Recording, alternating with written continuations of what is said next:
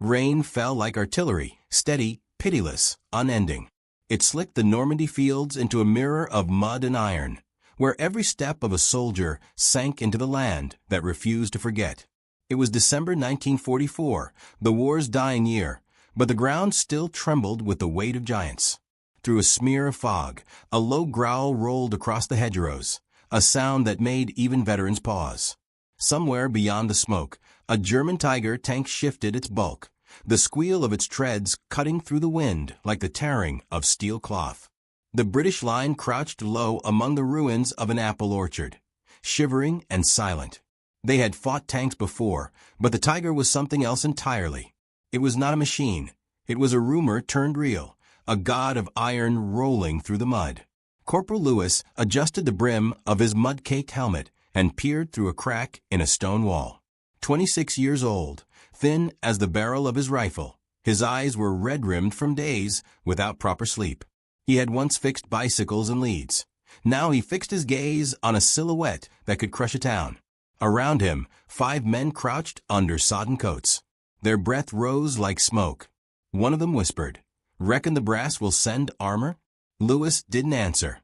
The only armor in sight belonged to the enemy. The Tiger's engine idled, a slow, confident rumble that mocked the fragile pulse of the men listening. Its main gun, the dreaded 88mm, swung methodically left to right, searching. The Germans had mastered intimidation, the psychological warfare of presence. Even before the first shell landed, the Allies knew who was in charge of the battlefield. The Tiger carried an aura. Soldiers claimed they could smell the exhaust before they saw it. To many, that smell meant death. Lewis had seen it before in Sicily. He'd watched a Churchill tank reduced to molten metal by a single German round. "You can't kill a tiger," his sergeant had said then. "You can only survive it." But survival was beginning to feel like a luxury they could no longer afford. Supplies were thin, reinforcements delayed, and the only anti-tank weapon in their platoon's reach was the old boy's .55 caliber rifle, an antique compared to the monsters of 1944. It was lying on a tarp beside Lewis now, its barrel scarred, its stock wrapped in tape. The men called it the donkey kick. One trigger pull could dislocate your shoulder. Its reputation was more for bruises and kills. Still, Lewis checked the chamber with care.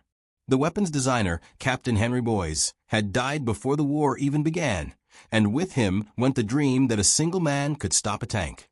The rifle had seen service in France, North Africa, and Burma, yet it had fallen out of favor the moment enemy armor evolved beyond its reach.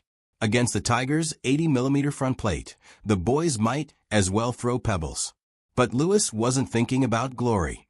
He was thinking about delay, about buying just a minute more for the men in the village behind them.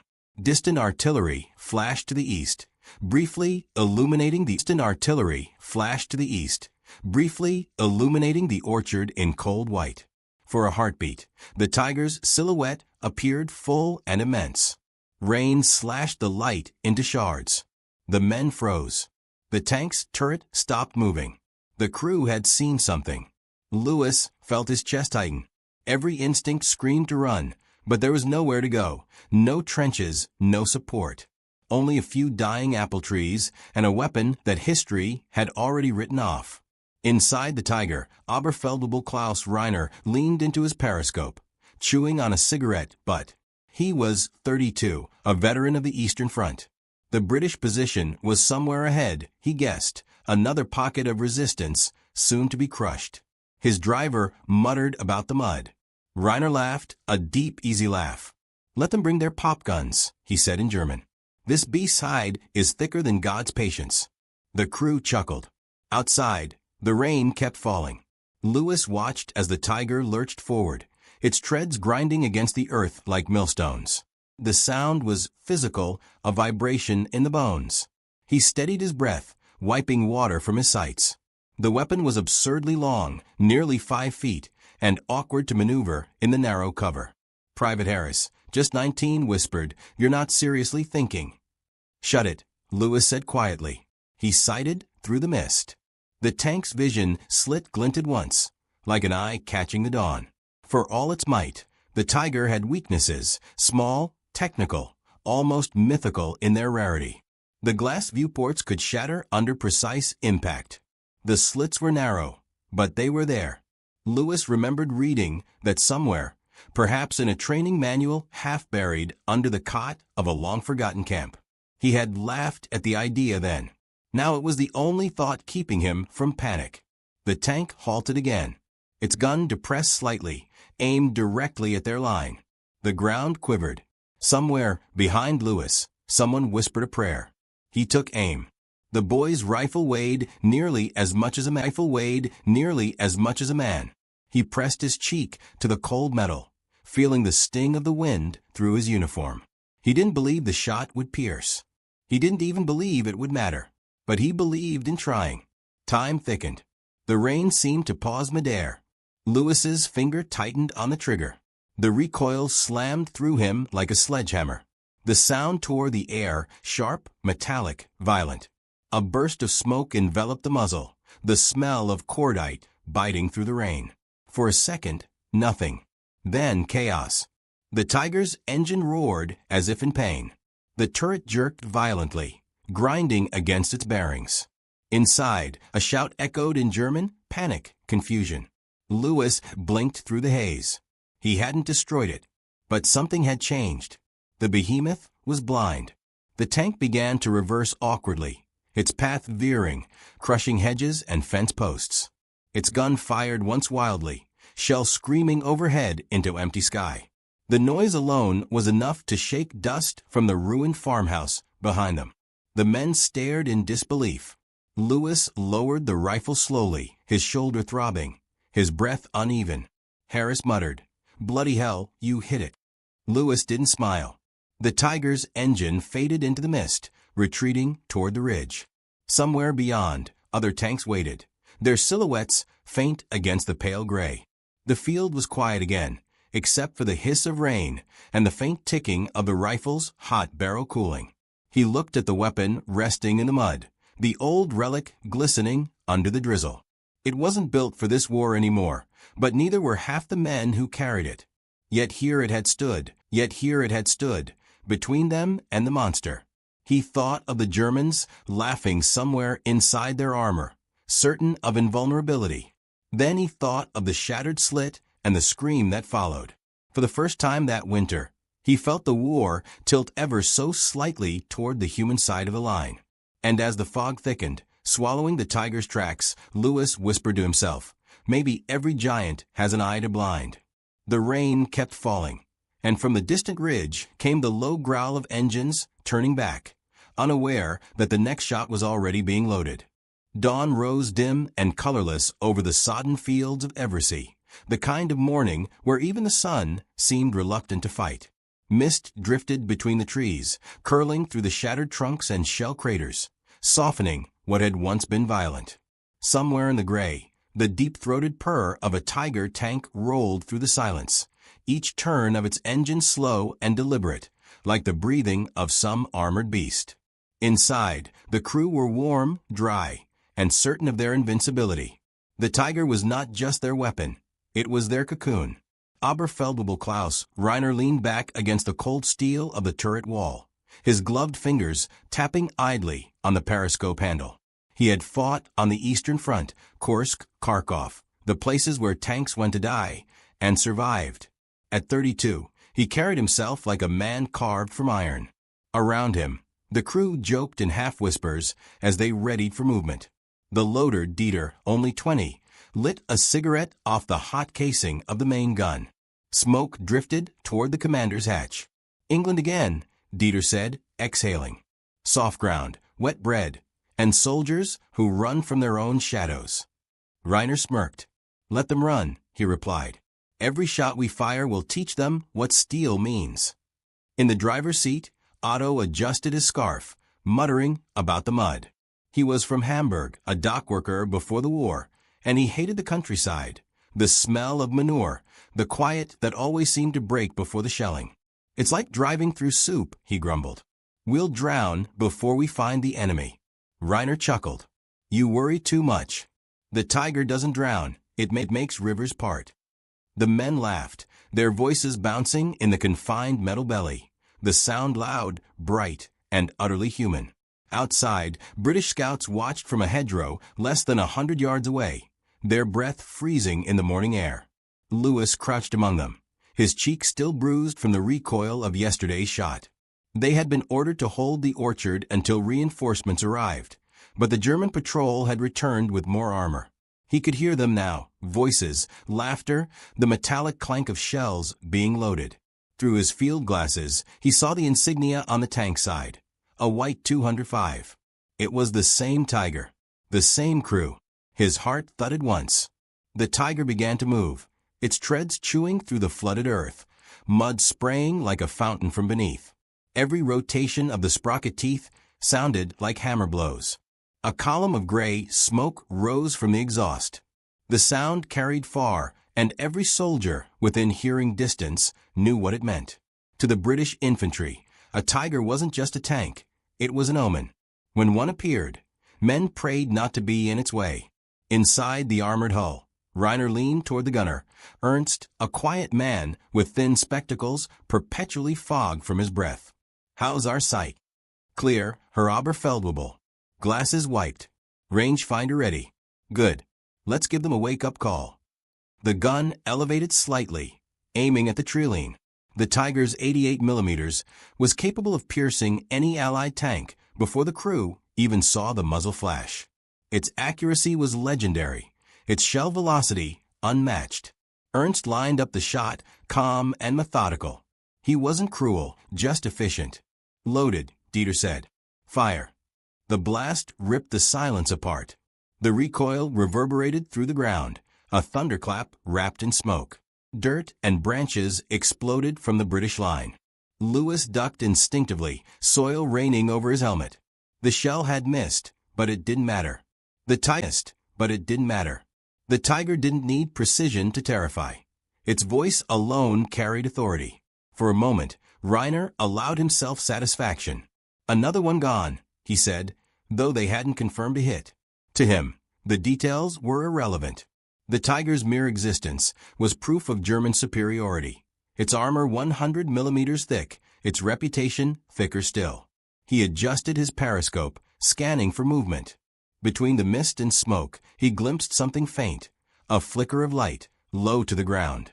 It was gone in an instant. He dismissed it. "Probably sunlight on glass," he murmured. In the hedgerow, Lewis whispered to Harris, "That's our chance. When it stops, we move." Harris shook his head, pale beneath his helmet. "You can't be serious. That thing'll chew us to bones." "Not if it can't see," Lewis said. His voice was steady, but inside his ribs something trembled. The Tiger rolled forward another few meters. Reiner called for a halt. "Visibility's poor. We'll hold here until the infantry catches up." He leaned back, satisfied. The British would flee, as they always did. He reached for his cigarette case. That was when the crack came. It wasn't a shell or a grenade. It was smaller, sharper. A metallic whip crack that echoed once and was gone. The commander frowned, blinking. What was? Then the vision port exploded inward. The thick glass, 50mm deep, shattered like brittle ice. Shards flew across the turret, slicing through air and flesh alike. Reiner reeled backward, clutching his face. The cigarette dropped, hissing on the steel floor. "Skies. My eyes." Dieter lunged to help, but the panic was already spreading. The driver stomped the pedal, the tank jolting in reverse. The gun barrel swung wildly, scraping a tree trunk. Ernst cursed, trying to control the turret. The headset filled with chaos, static, shouting, the smell of burnt tobacco and blood mixing in the air. Reverse. Blood mixing in the air. Reverse. Reverse. Reiner screamed, voice raw. Outside, Lewis saw the tank stutter and back away, smoke churning from its exhaust. "Hit." Harris whispered, astonished. "You bloody hit it." Lewis didn't answer. His shoulder ached from a recoil, his ears rang, but all he could see was the impossible. A Tiger tank retreating. Inside, Otto wrestled with the controls, the tracks grinding. "We're blind," he shouted. "I can't see. Keep moving." Reiner yelled, pressing a bloodied rag to his eyes. "Get us out." The tiger reversed through the orchard, crushing saplings and fences, its bulk swaying. The laughter that had filled its belly minutes before was gone, replaced by the ragged breathing of men who had just glimpsed their own mortality. Dieter sat in stunned silence, his hands trembling around an unspent shell. Ernst wiped glass from his face, eyes wide. No one spoke of sunlight now. When the tank finally reached the ridge, Reiner slumped against the turret wall, blood seeping between his fingers. He could still hear the echo of that shot, a single, precise defiance. What was it? Dieter asked quietly.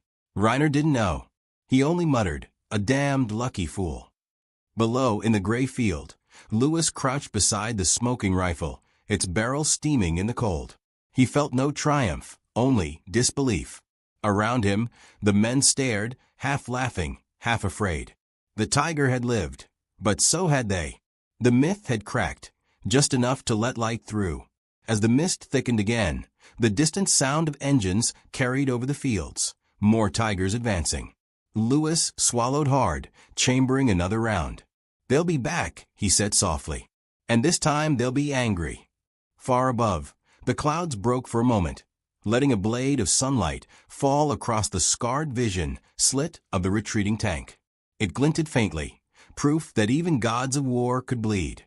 The rifle lay in the mud like a forgotten relic, its long barrel darkened with rain and carbon. Louis cleaned it quietly, wiping grime from the chamber with a strip of torn cloth. The men nearby spoke in low voices, half in disbelief, half in awe. Yesterday, that weapon had done the unthinkable. It had made a tiger tank. Yesterday, that weapon had done the unthinkable. It had made a tiger tank retreat. Yet in the manuals, the boy's anti-tank rifle was little more than a footnote, a relic from the early days of a war that had long since outgrown it. The soldiers of 1944 carried Stens, Brents, Piats, tools meant for modern battlefields. The boys, by contrast, belonged to an era of naivety, when Britain still believed it could stop Hitler's panzers with courage and clever engineering. Louis ran his thumb along the etched lettering near the trigger guard, Royal Small Arms Factory, Enfield. He imagined the hands that had built it years before the Blitz, before Dunkirk, when men still spoke of war as if it could be contained. "Hell of a thing," murmured Harris, crouching beside him. "Didn't think it could scratch paint, let alone make a tiger blink." Louis smiled faintly. "Neither did they," he said, nodding toward the distant ridge where the tank had vanished. "That's why it worked." He wasn't wrong. The boys was never meant for monsters like the tiger. When it was designed in 1937, its intended prey were the thin-skinned Panzer IIs of the early Blitzkrieg.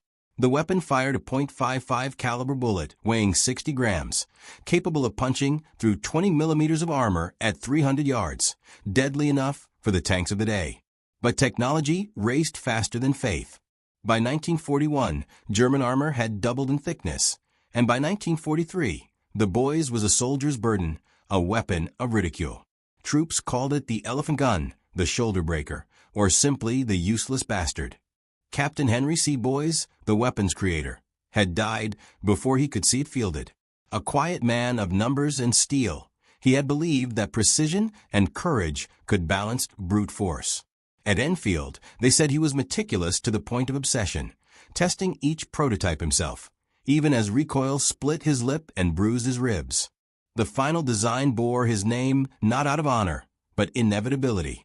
When he passed in 1937, his invention outlived him, traveling across continents and wars into the hands of boys barely old enough to shave. Louis didn't know any of that as he cleaned the weapon, but somehow he felt the weight of its history, the ghost of its designer whispering through its steel. The rifle was crude but honest. Its bipod was stiff, its recoil brutal, its scope unreliable in rain. But it was reliable in one thing: it fired when told. That alone made it a soldier's companion. As the men rested under a half-collapsed barn roof, Louis examined the bent casing from yesterday's shot. It had warped at the neck, a sign of overpressure, but it had held together long enough to make its point. "What are you thinking?" Harris asked. "That maybe old things still have their use," Louis said. "You just have to know where to aim." Outside, the war moved on. The air was heavy with the smell of diesel and distant gunfire. Allied tanks rumbled down the main road, Shermans and Churchills, their armor patched and burned from weeks of fighting. The soldiers watched them pass, comforted by the sound of engines that belonged to their side. Yet Lewis knew what waited across the hedgerows: more tigers, more crews who laughed at the thought of being vulnerable. He felt no hatred for them, only a grim respect. In their arrogance, they had forgotten the oldest rule of battle. Every weapon, no matter how small, could still find its moment. As night fell, the men gathered around a single candle, its flame flickering in the draught. One of them, Private Mills, began humming a tune from home, "We'll Meet Again." The song seemed absurd in the mud and cold, but it steadied their nerves.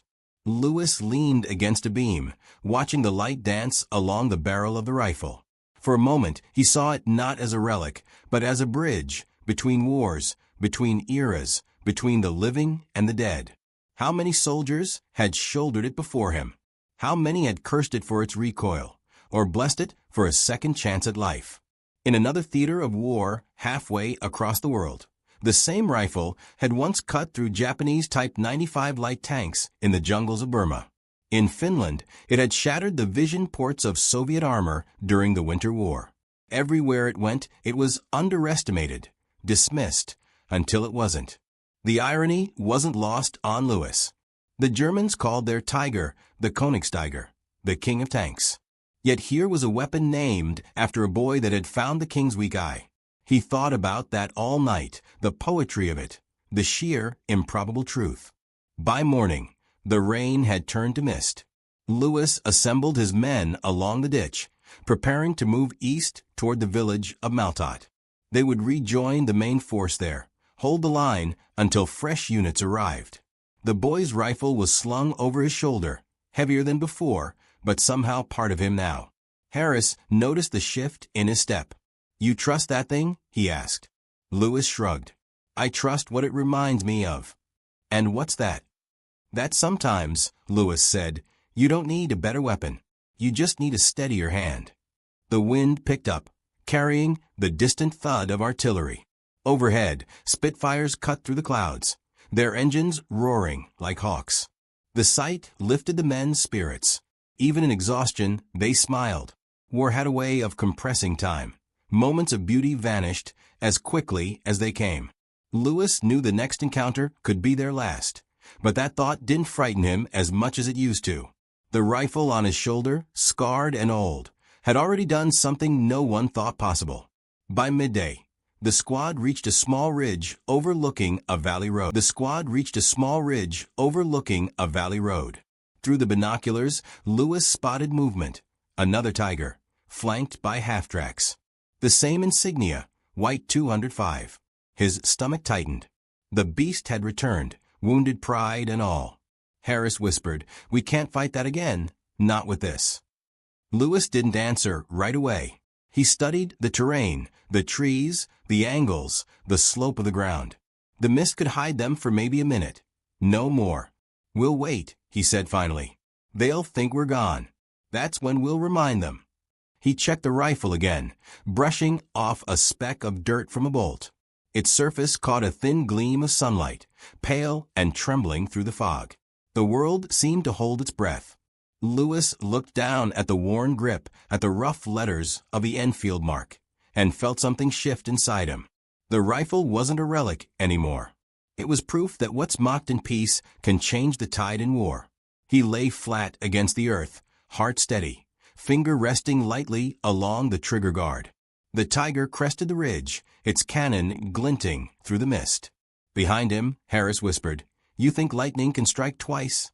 Lewis exhaled, eyes narrowing through the scope. "Let's find out." The world went still again, waiting for the echo of courage. The wind that morning was sharp and clean, the kind that carried the scent of cordite and wet earth through the valleys of Normandy. Lewis crouched behind a mossed stone wall, the boy's rifle balanced across his knees like an oath. Below him, the tiger rumbled into view again, White 205, its armor newly patched, its confidence restored. The tank moved with deliberate caution now, slower than before, as though it too remembered the pain of yesterday's humiliation. Its vision slit was fitted with fresh glass, gleaming faintly in the muted dawn. "It's him," Harris murmured. Lewis nodded once. The hunter had returned, and so had its prey. The air vibrated with the rhythm of the engine, a sound both mechanical and alive. Lewis studied its movements, noting how the turret paused every few seconds to scan the tree-line. The Germans were learning. Arrogance had given way to suspicion.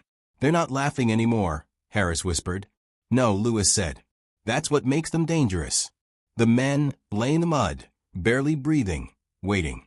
Somewhere to their left, a British Cromwell tank fired, its shell slamming into the hillside. The explosion echoed like thunder, but the Tiger didn't flinch. It knew its armor could take the hit. It always had. Inside the tank, Oberfeldwebel Klaus Reiner sat with his face wrapped in gauze, eyes still raw from the shards that had cut him. He peered through a side slit, vision blurred, relying mostly on Ernst's reports from the gunner's scope. The wound had changed him. His voice was quieter now, his movements slower, as if the steel beast had stolen part of his confidence. "Keep your eyes sharp," stolen part of his confidence. "Keep your eyes sharp," he said. "They're still here somewhere. The English don't forget an insult." Ernst adjusted the optics, scanning the hedgerows. "Range clear," he replied. "If they're here, they're ghosts." Reiner leaned back, pressing a trembling hand to his bandaged cheek. "Ghosts bleed too," he said softly. The tank crept forward another few meters, its massive tracks grinding wet gravel into the earth. Through the slit, a flicker of movement caught the light, barely a glint, gone as quickly as it came. Reiner frowned. His hand hovered over the intercom switch. "Stop," he ordered. The engine idled, growling. He stared hard at the trees, straining to separate mist from shadow. "Something's there," he muttered. "I can feel it." Up on the ridge, Lewis exhaled slowly, heartbeat drumming in his ears. The tank had halted. The gap between hunter and hunted had vanished. He adjusted the scope, lining the crosshairs on the same weak spot, the vision slit that had already tasted defeat. The rifle was heavier than ever, its stock biting into his shoulder. He knew the range, the wind, the margin of error. He also knew that this might be his last shot before they were spotted. "Wait for it to move," Harris whispered. Lewis shook his head. "No, he's waiting for me." For a long moment, nothing stirred. Even the birds seemed to hold their song. Then, through the drizzle, came a faint metallic clank, the sound of a hatch shifting. Lewis tightened his grip. The mist thickened, curling around the Tiger's hull like smoke from an unseen fire. The rifle's barrel gleamed faintly in the half-light. He squeezed the trigger. The shot cracked like a whip through the valley. The recoil slammed into his shoulder, the muzzle flash blooming in the fog. A split second later came the impact, a sharp, ringing sound followed by chaos. The Tiger jolted violently, its engine revving in panic. Inside, the periscope shattered, spraying shards across the cabin. Ernst screamed, clutching his face. The tank lurched backward, gears grinding, metal shrieking in protest. Harris shouted something, but the explosion drowned him out, a return shot from the Tiger's coaxial gun, tearing through the upper ridge and throwing dirt and splinters into the air. Lewis hit the ground, covering his head as debris rained down. The world turned to dust and noise. He felt the tremor of another shell landing close, too close. The sound was physical, shaking his lungs, rattling his teeth. When he lifted his head, the tank was burning. Not in flames, but inside, smoke pouring from its hatches, a dark ribbon twisting into the sky. "Did we hit the ammo?" Harris gasped. Lewis shook his head, coughing. "No. The optics again. They can't see." Below, the Tiger's engine roared in fury. Reiner shouted orders, his voice raw. "Forward. Forward." Otto, the driver, slammed the lever, but the tracks slipped uselessly in the mud. Inside the turret, heat and smoke mingled with panic. "We're blind." Ernst shouted. "Can't aim. Can't see." Dieter clutched a fire extinguisher, spraying white foam across the glowing interior. Reiner slammed a fist into the wall. "They're mocking us," he hissed. "Those British dogs, they're mocking us with that toy." He opened the hatch, desperate for air. Cold rain hit his face, mixing with blood. He pulled himself halfway out, scanning the treeline with his pistol drawn. That's when Lewis saw him, pale, trembling, a ghost rising from the machine that had once been a god. For a heartbeat, the two men locked eyes across the valley. Reiner's expression wasn't anger anymore. It was something closer to disbelief, even respect. He hesitated, gun trembling in his hand. Lewis lowered his rifle slightly. For a strange moment, the war fell away. They were just two men who had pushed their luck too far. Then Reiner's driver shouted something, and the spell broke. The Tiger's turret began to rotate again, blindly sweeping the ridge. "Time to go," Harris yelled. Lewis nodded. "We've done what we came for." They scrambled down the slope, mud swallowing their boots. Behind them, the Tiger fired one last shot, a wild, directionless roar of defiance. The shell whistled overhead and vanished into the mist. Then the great machine fell silent. Its engine sputtered once, twice, then died, leaving only the soft hiss of rain against cooling metal. Lewis stopped and turned back. The tank stood still, a monument of arrogance undone not by another tank, but by patience, precision, and a relic from another war. He felt no joy, only a deep, hollow calm. "He's not laughing anymore," Harris said quietly. Lewis shook his head. "No, but he'll remember." He slung the rifle over his shoulder, the old gun slick with rain. The weapon had earned its redemption, and perhaps so had they. By afternoon, Allied units advanced through the valley, passing the smoking Tiger. Soldiers stopped to stare, tracing their fingers along the hole punched through its vision slit. "Boy's rifle, by the look of it," one murmured. "That's impossible," another replied. Yet there it was, proof that even gods of war could blink. Lewis watched from a distance, too tired to smile.